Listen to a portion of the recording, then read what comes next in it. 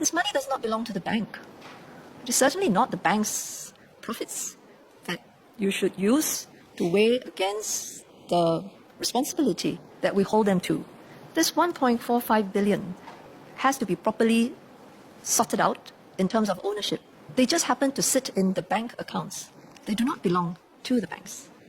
When you want to uphold zero tolerance in money laundering, of course, you have to suppress the profit motive of the people involved. Although the $1.45 billion does not belong to the bank, but the fact that $2.8 billion has been placed in our system, and most of it is in the banking system. Maybe now you have frozen the funds, so the funds cannot be used by the bank anymore. But in the process of allowing these funds to come into our banking system, that is a huge amount of money the banks have made. If we do not take away that amount of money, that means we impose a fine on them equivalent to the amount of money they make. In terms of the amount of money we are talking about in this case, do you know how much money the banks potentially has been making? Nobody disputes that our financial institutions have a responsibility to uphold the strict measures that we will take against money launderers. Nobody is also saying that if they were to breach their obligations, they shouldn't be taken to task. What I seem to be hearing Mr. Leong saying is that, you have found these amounts in your system, and therefore it must point to some action on the part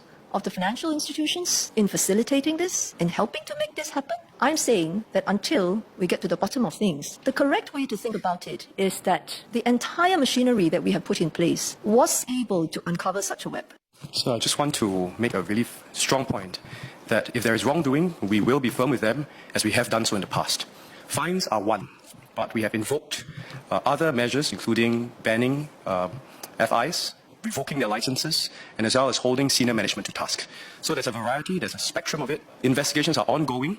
We cannot prematurely, and we ought not to prematurely attribute any guilt or offense on the banks prematurely until investigations have been completed. I did not say that our banks have facilitated money laundering. What I'm saying is that with all the good intentions and the measures that our banks have taken and MAS have asked our banks to take, we still ended up with this case. So we have to demonstrate to our gatekeepers, most of our gatekeepers is actually the banks, that they must do their job properly. And in relation to the amount of money that's come in the system and the potential amount of profits that the banks can make from it, we must have penalties that are proportional to the potential profits they make